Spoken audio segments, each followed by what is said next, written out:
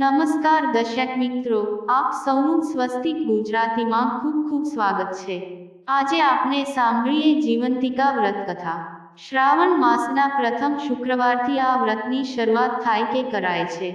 જો પ્રથમ શુક્રવારે ન થઈ શકે તો બીજા શુક્રવારથી પણ શરૂ કરી શકાય છે। આ વ્રત કરનાર સ્ત્રીએ પીળા વસ્ત્રો, પીળા અલંકારો કે પીળા રંગની વસ્તુઓનો એક દિવસ માટે ત્યાગ કરવો પડે છે અને લાલ વસ્ત્રો પહેરવા પડે છે। સવારે વહેલા ઉઠીને જીવંતિકા વ્રત કથા વાંચવાની હોય છે। આ દિવસે રાત્રિના 12 વાગ્યા સુધીનું જાગરણ પણ કરવું પડે છે। એવું કહેવાય છે કે જીવંતિકાનું વ્રત કરનારના સંતાન પર માની અમી દ્રષ્ટિ રહે છે અને તેઓ દીર્ઘાયુષી થાય છે। જીવંતિકા વ્રત કથા। એક નગર હતું। નગરનો રાજા ખૂબ જ દયાળુ અને પ્રજાપાલક હતો। તે પોતાની પ્રજાને પુત્રની માફક જાળવતો હતો। પ્રજા સુખી તો પોતે સુખી અને પ્રજા દુખી તો પોતે દુખી, તેવું તે માનતો હતો। આ રાજાને ત્યાં દોમ સાહેબી હતી, પરંતુ ભગવાને તેમને ઘેર શેર માટીની ખોટ મૂકી હતી। તેથી ચિંતામાં રાજા રાણી બંને સુકાતા હતા। એક વખત રાણી રાજમહેલમાં ઉદાસ મને બેઠા હતા। ત્યાં તેમની દાસી આવી। દાસીએ રાણીને ઉદાસ જોઈ પૂછ્યું કે, રાજમાતા, આજે તમે ઉદાસ કેમ બેઠા છો? તમારી ઉદાસીનું કારણ મને નહીં કહો? ત્યારે રાણીએ કહ્યું, દાસી, પ્રભુએ મને ધનદોલત આપી છે, પરંતુ તેનો વાપરનાર નથી આપ્યો તેની મને ખૂબ જ ચિંતા થાય છે। આ સાંભળી દાસીએ કહ્યું, રાણીજી, આપ મારું કહ્યું કરો। આથી તમે સગર્ભા છો તેવું જાહેર કરો, પછીનું હું સંભાળી લઈશ। આ દાસી ગામમાં સુયાણીનું કામ કરતી હોવાથી ગામમાં કયા વખતે કોને સુવાવડ આવવાની છે તે તેને ખબર રહેતી। રાણીને 9 માસ પૂરા થતાં એક બ્રાહ્મણના ઘેર જન્મેલું બાળક લાવી આપ્યું અને રાણીની ગોદમાં સુવડાવી દીધું। અને સવારના પહોરમાં વધામણી આપી કે રાણીને પુત્રનો જન્મ થયો છે। તેથી રાજાએ તો ગરીબ અને બ્રાહ્મણોને અન્નદાન, વસ્ત્રદાન વગેરે છૂટે હાથે આપવા માંડ્યું અને પુણ્યના માર્ગે પ્રભુએ આપેલો પૈસો વાપરવા માંડ્યો। આખા નગરમાં ખૂબ જ આનંદ વર્તાઈ ગયો। નગરમાં મીઠાઈઓ વહેંચાઈ અને ખૂબ જ ધામધૂમ મચી ગઈ। જ્યારે બીજી બાજુ સુયાણીના કાવતરાથી બ્રાહ્મણીના ઘરમાં રોકકળ મચી ગઈ, કારણ કે પોતાનું બાળક કોઈક ઉપાડી ગયું હતું। પરંતુ આ બ્રાહ્મણી માતા જીવંતિકાનું વ્રત કરતા હોવાથી માં જીવંતિકા તેના બાળકનું રક્ષણ કરવા રાજમહેલમાં આવતા હતા અને બ્રાહ્મણીને પણ વિશ્વાસ હતો કે મારો પુત્ર જ્યાં હશે ત્યાં માતા જીવંતિકા તેનું જરૂર રક્ષણ કરતા હશે।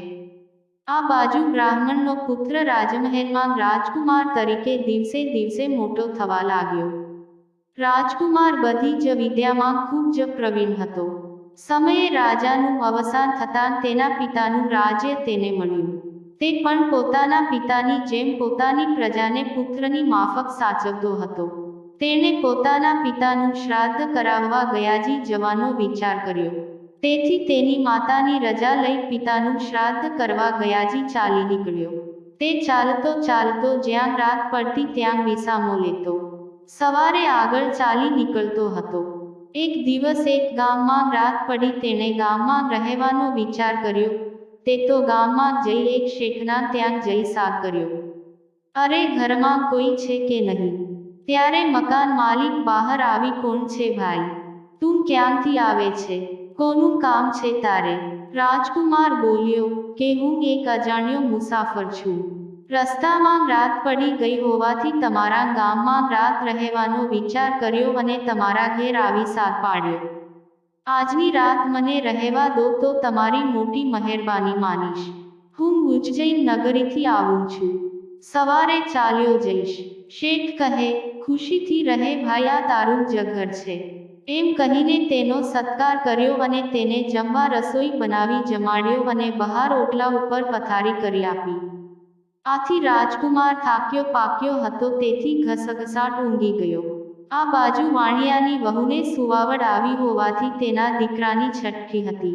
અગાઉ વાણિયાના કુખે જન્મેલ દરેક બાળક 7મા દિવસની સવારે મરણ પામતા હતા, તેથી તેઓ ચિંતિત અવસ્થામાં સૂતા હતા। એમ કરતાં તેઓ પણ ઊંઘી ગયા। મધ્યરાત્રિએ વિધાતા વાણિયાના છોકરાના લેખ લખવા આવ્યા. ત્યારે બહાર સૂતેલ રાજકુમારનું માતા જીવંતિકા ઓશિકે ઊભા રહી રક્ષણ કરતા હતા. તેમને વિધાતાને રોકીને કહ્યું હતું કે, બહેન, અત્યારે મધ્યરાત્રિએ તારું આગમન કેમ થયું? ત્યારે વિધાતાએ કહ્યું કે, વાણિયાના ત્યાં દીકરો આવ્યો છે, તેથી આજે છઠ્ઠી છે, તેના લેખ લખવા આવી છું. ત્યારે માતાજીએ પૂછ્યું કે, બેન, તેના લેખમાં તું શું લખીશ? વિધાતાએ કહ્યું કે, આ છોકરો સવારે મરણ પામશે. ત્યારે જીવંતિકામાએ કહ્યું, જ્યાં મારી હાજરી હોય ત્યાં કોઈનું અમંગળ ન થાય, માટે તારે તેનું દીર્ઘાયુષ્ય લખવું પડશે.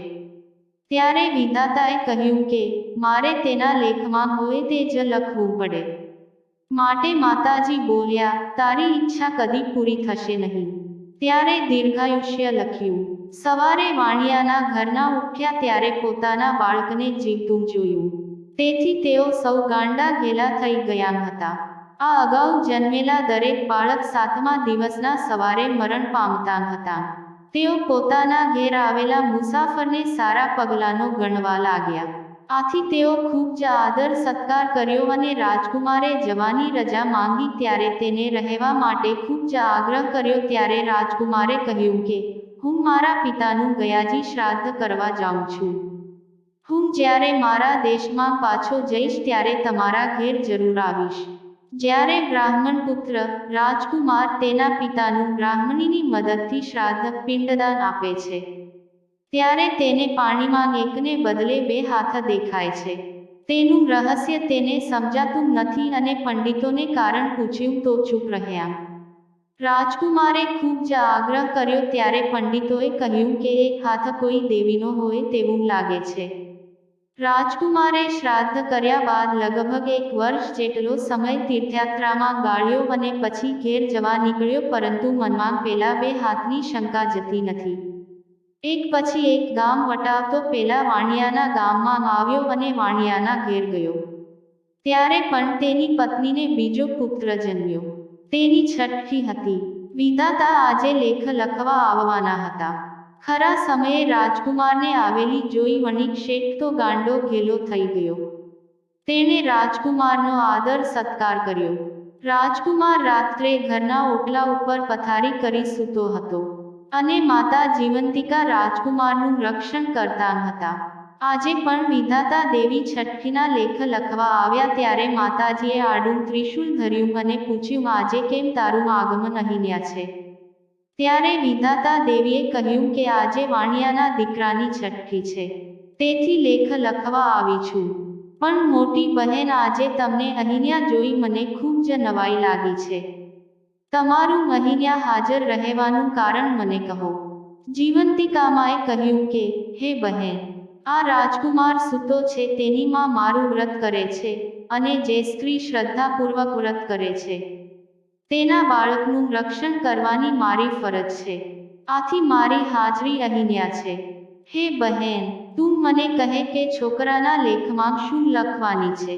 ત્યારે વિધાતા દેવીએ કહ્યું કે, તેના લેખમાં આવે છે કે સવારે બાળક મૃત્યુ પામશે. જ્યાં મારી હાજરી હોય ત્યાં કશું કમી ન થાય, એટલે તારે દીર્ઘાયુષ્ય લખવું જ પડશે. આ વાતચીત સૂતેલો રાજકુમાર જાગી જઈ સાંભળતો હતો. વિધાતા દેવીએ કહ્યું કે, બહેન, તમારા વ્રતનો પ્રભાવ તો જોયો, તે વ્રતની વિધિ કહો. ત્યારે માતાજી બોલ્યા, સૌભાગ્યવતી સ્ત્રીઓ શ્રાવણ માસના પહેલા શુક્રવારે સવારે અડચણ હોય તો બીજા શુક્રવારે સવારે નાહીન ધોઈને પીળા વસ્ત્રો કે ઘરેણાં પહેરે નહીં, ચોખાના ઓસામણને ઓળંગે નહીં, 5 દિવેટનો દીવો કરી મારું પૂજન કરે અને આખો દિવસ ઉપવાસ કરે, અથવા તો એકટાણું કરે. તેના બાળકનું હું સદા રક્ષણ કરું છું, પણ તું વાણિયાના છોકરાનું દીર્ઘાયુષ્ય લવાનું ભૂલતી નહીં. વિધાતા દેવી વાણિયાના બાળકનું દીર્ઘાયુષ્ય લખ્યું. બીજે દિવસે વાણિયાના ઘરના જાગ્યા ત્યારે બાળક માની સોળમાં શાંતિથી નિંદ્રા લઈ રહ્યો હતો. તે જોઈ વણિકના ઘરનાને ખૂબ જ હર્ષ થયો અને મનમાં એવો વિશ્વાસ થયો કે આવેલ મહેમાને સારા પગલાંનો હોવાથી આપણા ઘરમાં અશુભ થતું રહી ગયું અને બાળક જીવતો રહ્યો.